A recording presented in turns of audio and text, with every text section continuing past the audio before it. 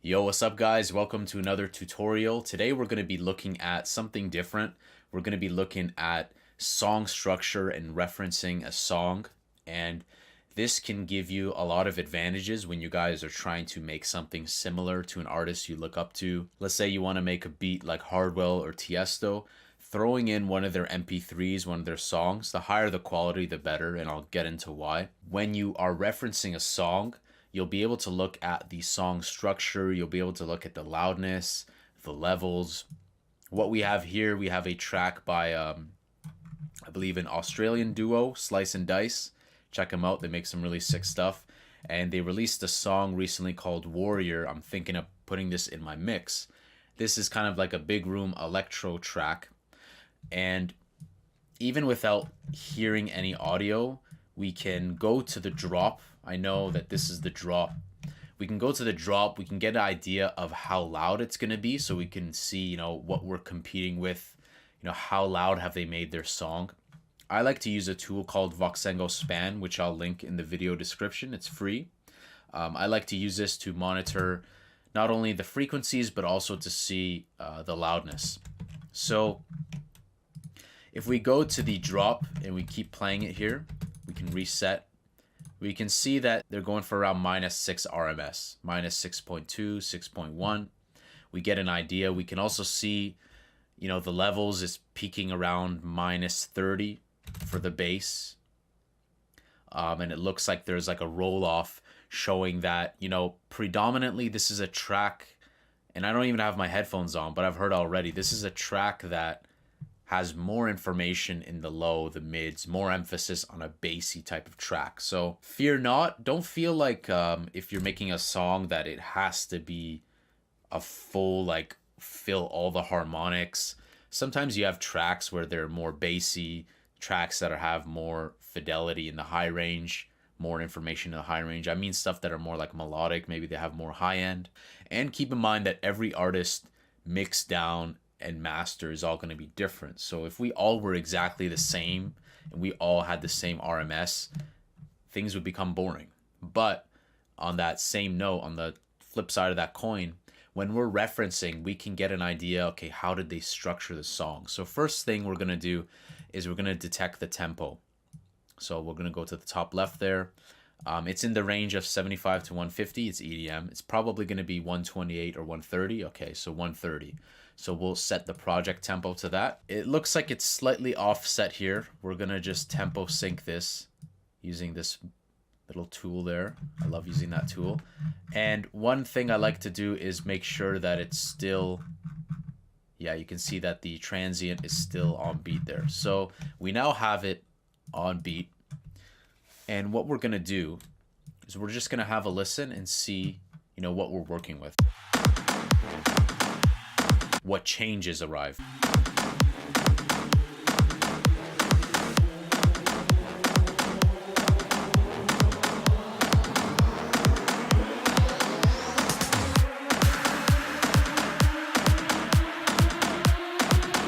First thing that we can note is what I would recommend is making some patterns. I'll call this intro, because we can kind of reference, and this is what I've been doing on a new song I'm working on. I'm referencing Maddox. So we do know that he kind of added this little effects, we can call it downlifter. We'll make this unique. So he added a downlifter.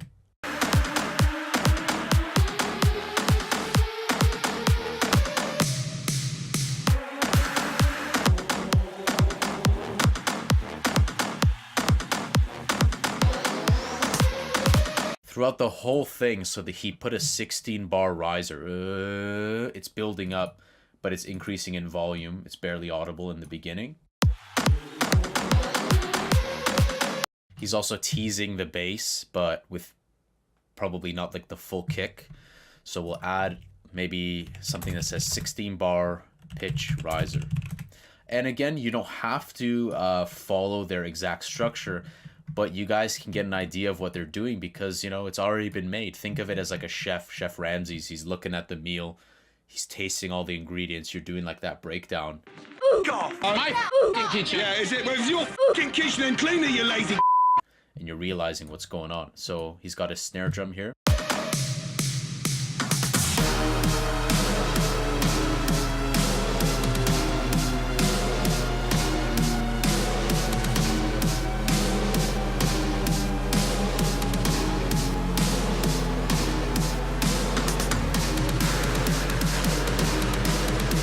So he's done the kind of typical, he's going for that like 1 minute drop. It's very common nowadays with EDM. And what I'm going to do is I'm going to write here like snare riser, okay, because he's introducing some snares. We're also just going to call this like a fill because he does have a little basic snare fill there. And if we come here, let's listen to see, does he pitch it up? Does he pan it? Let's listen for some detail.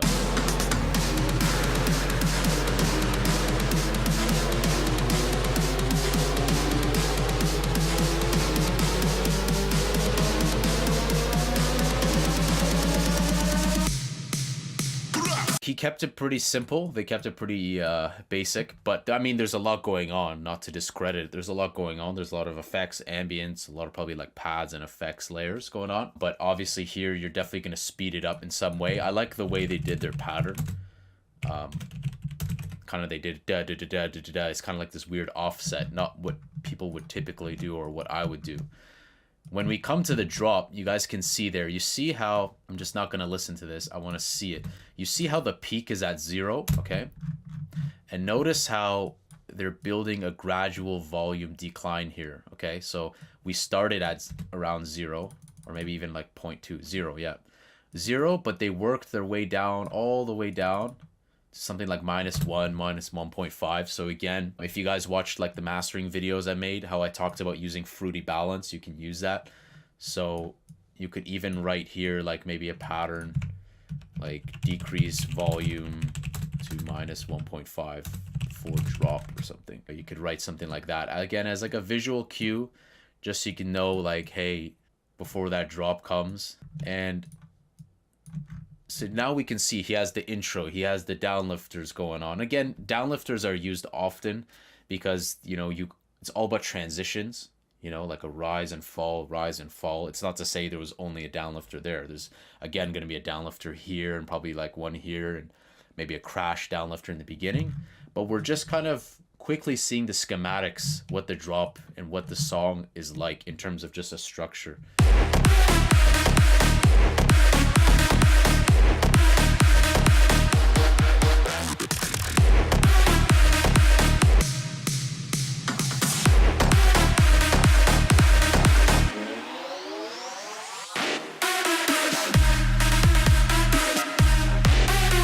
They do like the typical thing here, the 30-second drop.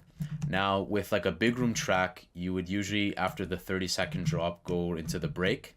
Sometimes people do an extended another 15 seconds, like a 45-second drop. I've done that in my track, Light It Up. And that's what they've done here. They've done a 45-second drop, but the extra 15 seconds is like a trap drop. All right, so that's what they've done there. They've done like a 15-second trap drop.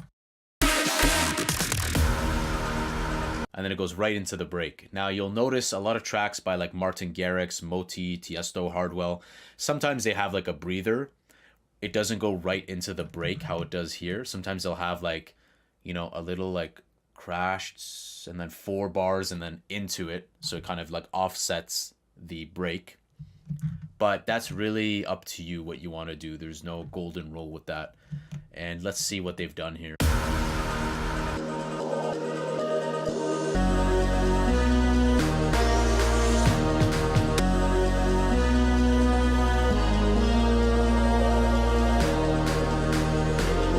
So let's keep it basic. We'll just call this like break intro. And we do know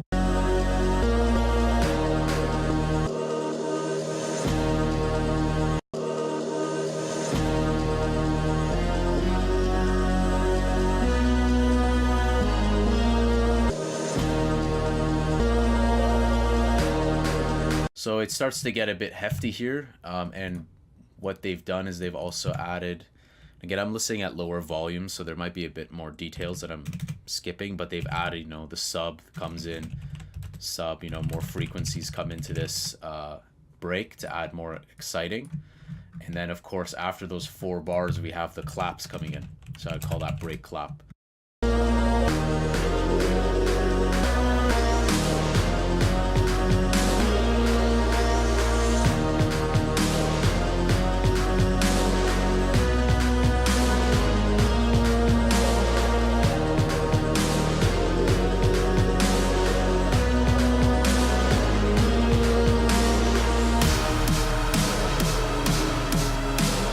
And again, we're at that riser again, snare riser. They're probably going to do the similar thing there.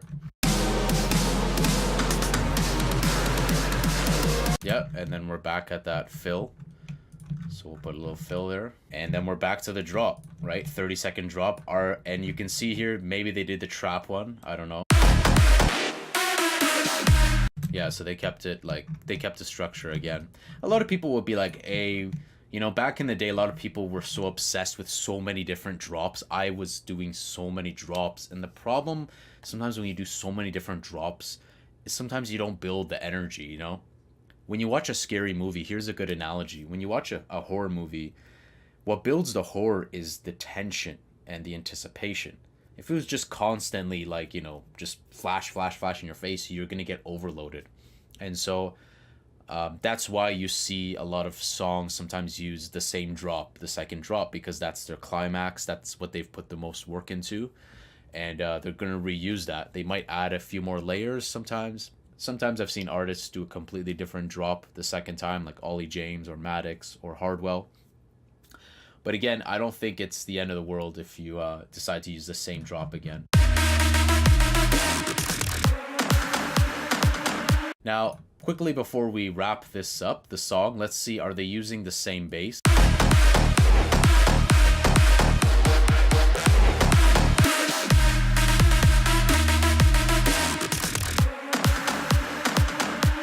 So what they're probably doing for the outro.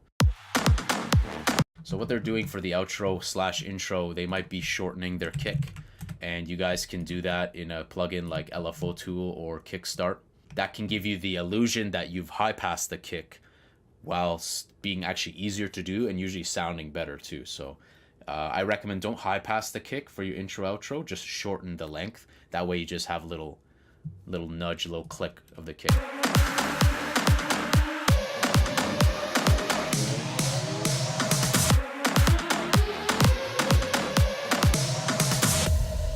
And that's it, you know, they got that little impact at the end. And keep in mind, like when I say impact, it could be multiple impacts. When I say downlifter, it could be multiple downlifters. This is just the general structure that we have of the song. It's not to say they're using like a single individual samples. Okay, so they kept it basic here. They didn't want it running too long. You know, I would say here, you know, shortened kick. Again, these reminders can always help you guys. It'll always help you guys because then you'll be like, hey, you know, I'm understanding the structure. So now when we look at this, we have learned a lot more information, and we could even write on here, you know, maybe in brackets, -6 RMS. Okay.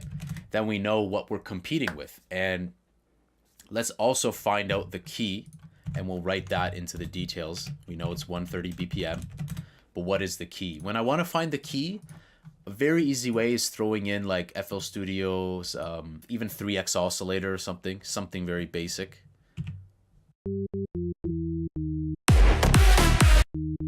So that's the note. So it's D sharp. Oh, my favorite. So it is D sharp for that root note. And there we have it. Like we have a song where we know the BPM, we know the RMS around the loud section of the song. We know that the ideas, what they're going on with, the structure. And then if you guys want to structure your song similar to them, make like a big room drop, but have trap. Now you have that structure, you know what you're dealing with. So I hope you guys can learn something from this. I've been doing this recently because it helps me structure my song better. I get to see what the artists are doing.